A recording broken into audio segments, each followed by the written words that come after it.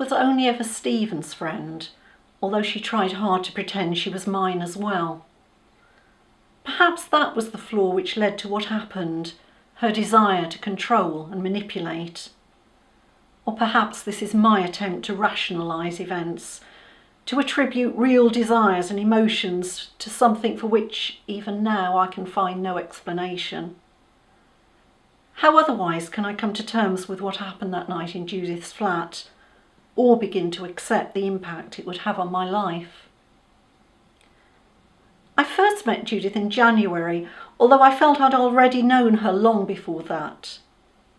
I'd gone to meet Stephen off the Oxford train when I saw that he was with someone.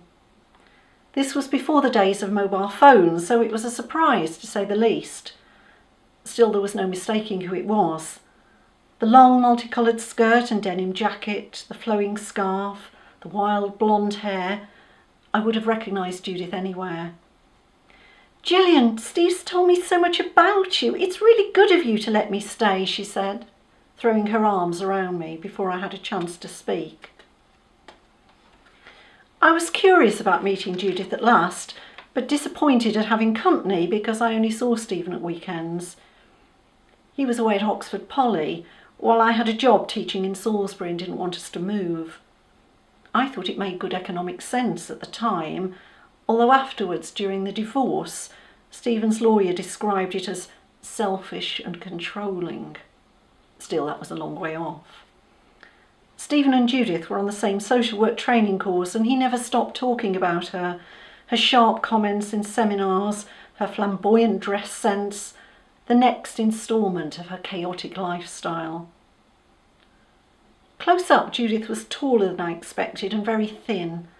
I could feel her bones as she held on to me for longer than I thought necessary. Over her shoulder I caught Stephen's eye, but he just grinned and shrugged. "Salisbury, I love Salisbury," she enthused as I negotiated the one-way system around town. "Everything's so old, and there's that fabulous cathedral." Judith had taken the front seat, so her comments were addressed to me. I don't usually warm to people who are so effusive, but something about her drew me in. Before I realised it, I was pointing out the sights and chatting away about places to see. By now, I think, you expect you can predict what comes next. Another tedious account of a wronged wife supplanted by a more glamorous rival. But it wasn't like that at all. Stephen was, and still is for all I know, one of those rarest of creatures, the faithful and honourable man. It never occurred to me to be jealous of Judith, because I knew Stephen saw his interest in her as something to share with me, not some grubby private fantasy.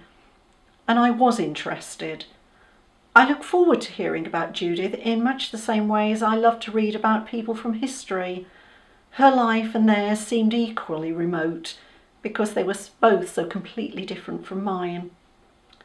"I'm so glad you and Judith are getting on so well," Stephen told me when he had a moment alone. "I always knew you'd be good friends."